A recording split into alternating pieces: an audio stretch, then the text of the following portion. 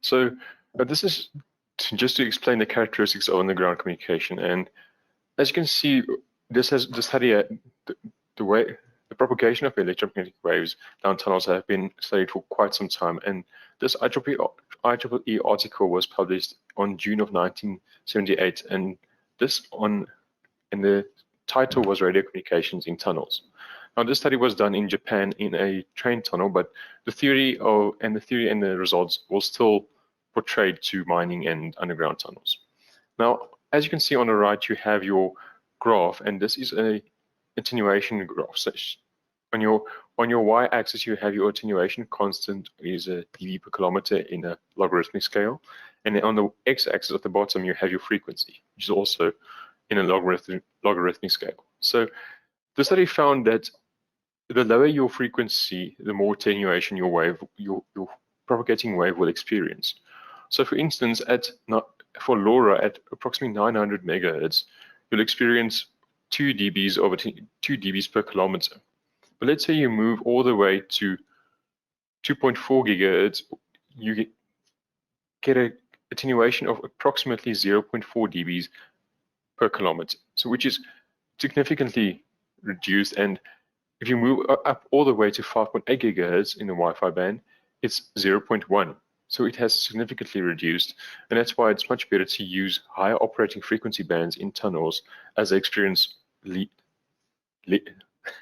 attenuation. And the study also indicated that underground tunnels acts like circular waveguides. So that's why circular polarized antennas work so perfectly well in tunnels or underground communication. Just something to mention there, Ernst, is that this was done in a tunnel with very smooth edges, and yes. I think that leads us to the next slide, which gives us a little bit more information on that.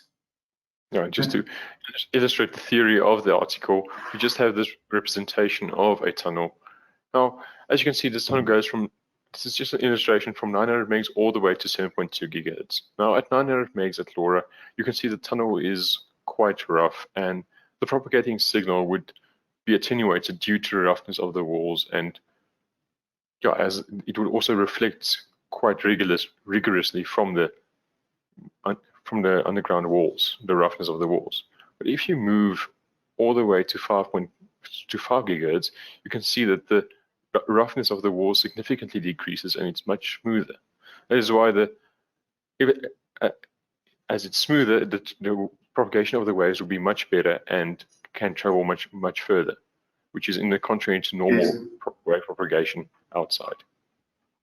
So in other words, on 5 gigahertz, we found that is a little bit more suited to smoother tunnels, tunnel walls, whereas the lower frequencies are a little bit more suited to rougher tunnel walls.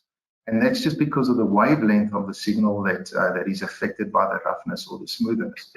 And the smoothness, as we said, acts more like a waveguide for a specific frequency band. And the roughness works a little bit better for lower frequency bands. So this is quite interesting when one selects your frequency band for the specific tunnel that you are using. However, we have actually seen quite different results, and we'll get to our case study soon just to show you what effects the different frequencies have on the different type of tunnels. That is correct. Thank you, Stephen. And at Poynting, we also offer antennas for every frequency from 900 megs all the way to 7.2. But we will give a product overview at the end of the presentation to give you a better understanding of what we have to offer at Poynting.